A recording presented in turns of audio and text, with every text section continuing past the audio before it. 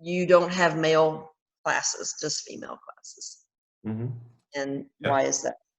Digging into the psychology of it, everything is neurology, psychology, biology. So there's many facets of all of that that have come to conclude with I work with 50 to 70-year-old women, and that's who I work best with.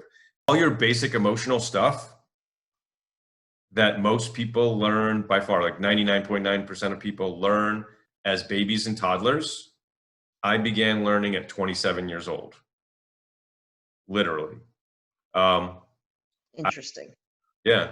I was born to a mom who was 17, 18 years old, just out of high school, and was also from a family that, now don't get me wrong, I love my family. It is what it is. I And know that. I uh, know. 1968, just out of high school, um, has me, and she was from a family. The joke with the family was raised by wolves, meaning there was no emotion in that family. No, Mhm. very little communication, no emotion in that family. So from that, there's that 17, 18-year-old young woman raising me. And then my dad was in Vietnam. So I didn't see my dad till I was like 1 or 2 years old or something like that. So part of that was I never formed that emotional bond with my dad at that young age because he wasn't there. And because the way my mother was, in hindsight, doing some psychological exercises, realized like I never formed that normal emotional bond with my mother either. And also never learned the basics of emotional until, like I said, honestly, I was reading a book with a girlfriend at 27 years old and had this like hit me in the brick moment of like, this stuff's not even on my radar. Like, well, Jiminy. yeah. Um, so like to me, all that stuff, like stuff that's just normal growing up, learned as babies and toddlers, like wasn't even on my radar until I was 27. And so going back to where you asked, in making up for that, I would say I became very knowledgeable of empathy and stuff like that. And I would say that's a big part of connecting with the people I connect with. And then another part of that is, I think just kind of open up my martial arts school. Back when I opened up my martial arts school, typically back in the day, you'd almost never see women. That's changed a lot over the years. But back then, you almost never saw a woman in a martial arts school. I quickly got a big following and quickly got like 70% women in my classes and maintain that. So a big part of that was, yes, you kind of joked about it. Other people joking, well, you're a good looking guy. That's part of it. And I always say like, hey, if that's what gets people in the door and gets them healthier and more empowered and less pain, great. I think a big part of it also was I can humbly say I was amazing working with kids. So these moms would just sit there with their jaws dropped and like in amazement how I work with their children. And they're like, whoa, I want to be in his class too. And what I kept hearing, I wasn't trying to attract women back then for it.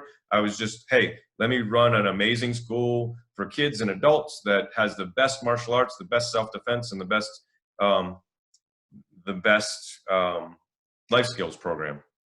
And what I kept hearing was from all these women was, wow, I used to be stuck and now I'm so empowered. I used to be anxious and now I'm so empowered. And I just kept hearing that over and over. And finally, again, I would say I had to hear it so many times that it hit me in the head like a brick, like something's going on here. Hey, let me actually foster that. Like it's kind of happened serendipitously or accidentally. So let me actually seize that and kind of look at it and go, okay, let me actually foster that. And so I really began to foster that. And then in moving to Florida, deciding to go with the fitness aspect versus the fitness and the martial arts aspect of it, really decided to just, hey, let me open up No Excuses Ladies. And also too, in all that, I also looked at some big names in the health and fitness industry, and they basically, if you look at it, it basically say like in a boot camp style environment, in the kind of classes we've run, we don't call it boot camp anymore, but that is mostly women that go to that. And as much as there are people that have successful co-ed classes in that kind of class, for the most part, in general, if you invite men into a class like that, you will lose more women than you will gain men. Yes. Yeah, I would not want co-ed classes at all. Yeah. Just so you know. So, yeah. It is part of the comfort level is you're just like one of us. You know what I'm Just one of the saying? ladies. There's no, I'm sorry. You know, as you well know, we talk about anything and everything. Yeah. And it's part, you know, in explaining earlier what I should have said too is we were going to be talking about these classes is that it's not just physical. There is a camaraderie. There is, you know, literally spiritual, and you can take that however you want to mean it. But there's that. It's just an elevation of inside outside feeling, and it's good, really good. Yeah. I've said this on video too, and just I feel like if my dad ever sees this or my mom ever sees this, I better throw this in there. And I genuinely mean it. Like I've had these conversations with my dad. I've had these conversations with my mom, and there is absolutely no hard feelings toward them whatsoever. They were just two young adults doing their best.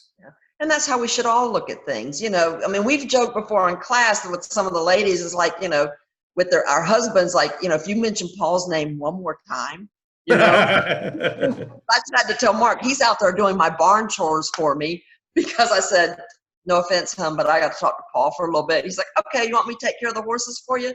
Sure, that'd be great. So just so people know that it's all just friendship, natural, delightful friendship. And it is. So with you, with the ladies and yeah, I mean, now it is, again, it started by accident, but it is a very fostered community.